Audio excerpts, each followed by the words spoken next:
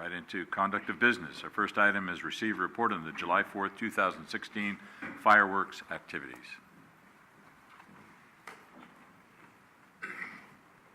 Good evening once again, Honorable Mayor, members of the City Council. The number of fireworks-related calls for service received on July 4th of this year totaled 108. This is compared to 104 from the previous year. The peak activity began on July 4th at approximately 9 p.m. and tapered off near 11 p.m. The use of illegal fireworks was often intermingled with the use of safe and sane fireworks, making it difficult for officers to detect violations. Complaints of illegal fireworks were received citywide, with many complaints involving the actual use of legal, safe and sane fireworks. In an effort to educate and raise awareness, staff worked with San Bruno Cable to provide public service announcements aired on the cable channel. A focus article with a message from the fire and police chiefs was disseminated by the city prior to the July 4th holiday. Police and fire personnel met with fireworks vendors and reviewed the rules and regulations of the sale of safe and sane fireworks. The police and fire department issued a joint press release regarding the use of fireworks, and notices were posted on the website as well as via social media. In the days leading up to the July 4th holiday, police department personnel visited locations where problems had arisen in previous years. Officers spoke with residents about the use of illegal fireworks, including enforcement efforts, penalties for the possession and use, and the danger of that these items pose to the community. Additionally, officers warned residents about excessive consumption of alcohol, the impact of large and unruly parties, and pedestrian safety, including children in the street. Prior to July 4th, the city and police departments received emails from residents concerned about the behavior of their neighbors during previous years. Officers contacted each of these individuals personally, reviewed the concerns, and explained the city's approach to this year's holiday. Because the 4th of July fell on a Monday this year, the police department deployed officers to conduct illegal fireworks enforcement throughout the holiday weekend. Officers patrolled for illegal fireworks and violations of safe and sane use, paying particular attention to open space areas. The officers also assisted with the education campaign and made contact in those neighborhoods where the department had previously received large numbers of complaints. These officers were assigned during times of peak activity from 6:30 p.m. to midnight. Additional personnel were brought in to work the 4th. In addition to normal patrol beats, fireworks enforcement teams were organized and assigned to geographic regions from 6 p.m. on July 4th to 2 a.m. on July 5th. In all, 34 sworn and 10 non-sworn personnel were assigned to this effort. When officers were able to observe an individual using illegal fireworks, officers made use of the city ordinance sections and issued administrative citations that carry a fine of $1,000 per violation. Officers issued a total of 11 administrative citations for the use and/or possession of dangerous fireworks. Of the 11 individuals that were issued administrative citations, 6 were San Bruno residents. Approximately 23 pounds of illegal fireworks were seized the evening of the 4th, and the fire department had additional fireworks turned into them that Chief Downing will speak to you about in a minute. There were 3 small fire-related events on the 4th of July that Chief Downing will speak to shortly. There were no alcohol-related incidents or arrests or pedestrian safety issues. When contacting large groups celebrating the holiday, officers generally encountered cooperation. After the holiday, there were a number of complaints received via email, telephone, and social media. These complaints came into the city manager's office and to the police department's social media site. Although you are very aware, I believe that it's important to note that the preparation and response to this holiday is a collaborative effort, requires a great deal of planning. A preliminary cost estimate for this year's education and enforcement program citywide, including all participating departments, is just over $60,000. The calculated costs only include what is done above and beyond the normal course of business to prepare for the 4th of July holiday. I'd like to acknowledge the work of the police department command staff for developing a thorough and complete operations plan, as well as all of the officers, dispatchers, community service officers, and clerks who spent this holiday away from their families in an effort to provide for the safety of our city. Additionally, I'd like to recognize the community services department, who assigned 4 staff members to monitor activity at the parks throughout the city on the 4th, as well as 2 staff members on both Saturday and Sunday evenings. I'd also like to extend my appreciation to the Public Services Department, whose staff picked up 5 truckloads, or approximately 10 cubic yards of trash following the holiday. Finally, I'd like to thank the fire department, who worked hand in hand with the police department to provide for a safe evening. This concludes my portion of the presentation. I'd like to turn it over to Chief Downing to speak about fire-related issues, and after which I'd be happy to answer any questions you have for me. Chief? Good evening, Honorable Mayor and members of the City Council. The Fire Department responded to 13 calls for service on the 4th of July. 3 calls were fireworks related. Crews also responded to both Pacifica and South San Francisco on structure fire responses, and there was 5 medical related calls. The most significant fire occurred around 10:30 at night. Fire crews responded to Poplar Avenue on a report of an extinguished outside fire. A resident had discarded some Safe and Sane fireworks into a plastic trash receptacle that had caught fire and caught the side of the building. He had started to put it out with the fire hose when crews got there. It created about, or caused about $500 in damage. Crews responded to Shelter Creek and Whitman Way and Huntington and Sneath on 2 small fire-related or fireworks-related calls. And they also responded to a second alarm fire on San Bruno Mountain. As the chief reported, there were 23 pounds of fireworks confiscated. We also had another 36 pounds turned into the fire department from a resident who was going through his dad's garage and found fireworks, a few boxes of fireworks dated to 1978. So that brought a grand total, that was 36 pounds, I said, so that was a grand total of 59 pounds.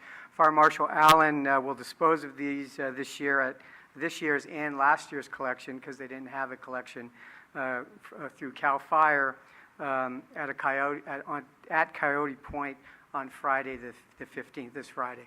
So we'll be getting rid of the fireworks out of San Bruno this Friday. That concludes my report, and I'll be glad to answer any questions. Any questions for either of our chiefs? Ken? It's one of the few 4th of Julys that I'm actually in town, and I know there's this ongoing frustration with residents who call thinking that, you know, there's a war zone in their backyard, when in fact it's actually a few blocks away, because some of these illegal fireworks are pretty strong.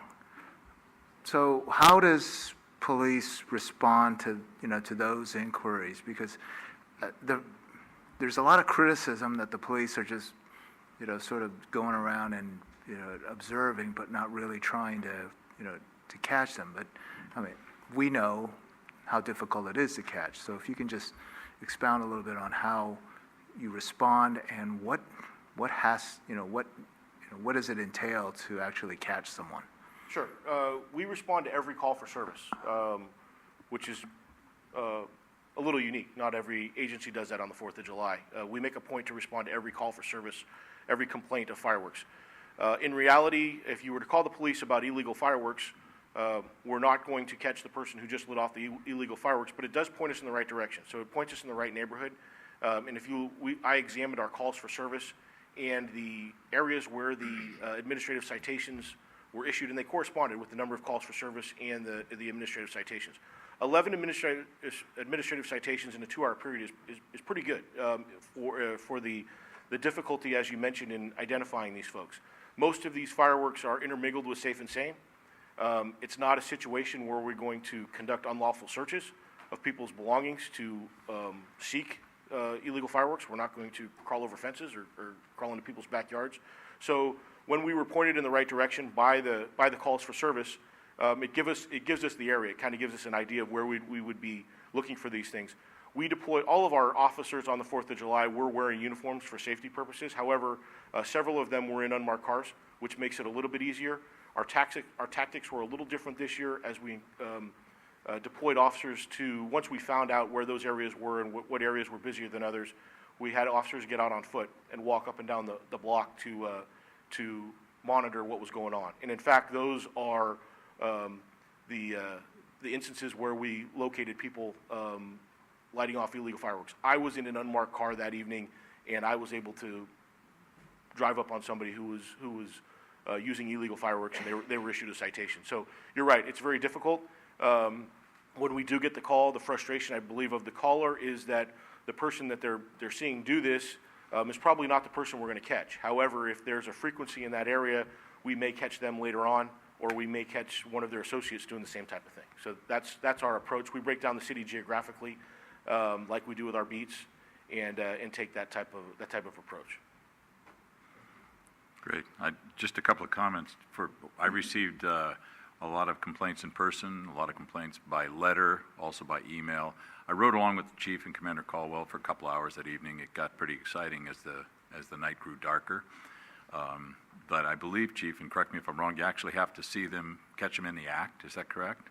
Yeah, there's only two ways we can issue a citation. One is if we find you in possession of illegal fireworks that are not safe and sane. The other instance is if we actually watch you light off illegal fireworks.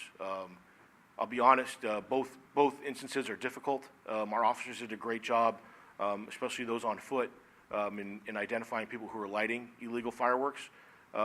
And the people who were caught with possessing illegal fireworks, it was in the same manner. It was when we were in unmarked cars or just getting out and talking to people. And you know, some people, whether it's accurate or not, claim some ignorance, saying that they thought that fireworks were legal and didn't understand what the rules were. But that's yeah, you're absolutely right. That's the manner in which we went about it. And we did experience some success, although I know that sitting in your living room on that evening, it may not seem that way. Right. And I just want to remind people once again that, you know, this council, not every member in this council, but the council had an opportunity to actually ban the sale of safe and sane fireworks back in 2004, 2005. And the majority of the council actually put it on the ballot. And a lot of the groups that make a lot of money, very, very short period of time, overwhelmingly approved the sale of safe and sane fireworks, I think to the tune of 66 or 67% on that ballot issue. So for people to say to the council, please do something, we're doing everything we can. We cannot ban safe and sane fireworks. If we were to try to do that, we have to put it to a vote of the people again. And considering the financial implications of a lot of the groups that make a lot of money in a very short period of time, I think it would be a difficult task. So, you know, I did hear from some people saying, geez, right down the street from me, I know the neighbors are setting these things off, but they're my neighbors. I didn't want to say anything. Well, then you got to live with it, because that's part of the problem. We have to be vigilant here, because it's going to happen. Somebody's going to get hurt. Some serious property damage is going to occur, and it's a very, very dangerous situation. Some of these things were like professional displays, and if they go up, they have to come down, and it's a really unfortunate situation. So the City Council is doing everything it can legally to try to enforce the ban of illegal fireworks, but unfortunately it's very difficult. I'd also like to get an idea of, we do charge, if I'm not incorrect, the booths a surcharge, if you will, for some of the additional costs that we have to incur to actually put all the officers out there, to put some community service people out there. Could you give us an idea of what that amount is, and is it completely offset our direct costs? Sure. As part of the City Council's action in 2005, at the time the item was placed on the ballot, the City Council directed that we track and then recover all of the city's costs associated with public safety, cleanup and pre-event public education and contacts to known party locations. Those costs this year totaled approximately $60,000. The city does not place any kind of a surcharge on the sale of fireworks. The vendors who supply the fireworks and the groups who sell them may do that as a way of recovering the cost. The city applies a formula to the sales volume and proportionately recovers the cost of the fireworks event. This year, approximately $60,000 is recovered proportionately from each of the groups who sell based on their proportionate amount of sales given the total volume of sales within the community. Okay. So it's intended to be a relatively fair formula and to cover the city's costs. So the city's costs are covered? By the groups who benefit from the sale of fireworks, yes. Okay, all right. Anything, Rico? Real quick, I was at the briefing that evening and was out in the community as well as the mayor was. And so the one thing I did know or found out is that even a community to our north was backlogged, and they don't have Safe and Sane, was backlogged with calls up to 2 hours waiting for service, which even our department was gracious enough to offer that city assistance if they had needed that. So I think the problem is some of our fires too, at the Safe and Sane, when St. Andrews had its fire, and there was another one over by near Pacifica, it was by them not being extinguished or being brought actually inside physically into the facility, and that's what ignited that. So that's the first step anybody can, and we all can take. But the second thing is too, it doesn't come out of our general fund, and it does provide extra protection and or service to our community that the other cities, is my understanding, don't beef up their staff level, even though, as we do know, it does go off the illegals in other communities. So I do want to also thank the police, fire, and the other departments who worked together again, gave up for the community's interest in their vote, as the mayor indicated back in '05, gave up their friends and family to service and care for the community on that night into the evening and into the next morning. So thank you. All right, anything else? Marty? Everybody got the complaints, everybody heard them, and it's very hard. You just imagine, there's a bottle rocket shooting off, and unless our officers saw it, there's no way you're going to know where it came from. My question regarding our ordinance is there any way that we could change the hours to reduce it instead of to midnight? It's not New Year's, so I was wondering if there's a way we could maybe make it 10 o'clock? Yes, Mr. Vice Mayor. So Section 6.50.080, amendment or repeal, states that the City Council may amend this chapter, which is the chapter regarding safe and sane fireworks, to limit or expand the hours during which safe and sane fireworks may be used or sold. And it goes on to say some other things. So the short answer to your question is yes, the City Council could determine that it could change those and tweak those hours, because that's a permissible regulation under the ordinance. Does not require a vote of the people. Excellent. I don't know. Well, Mr. Vice Mayor, I appreciate you bringing that up, because I believe it was last year, and I brought up sitting here, was told the answer was no. And the question is my belief was on the day of the 4th that I believe they can be sold up till 9 p.m., if I'm not mistaken, in the ordinance. Is that correct? On the 4th up until midnight. No, sold.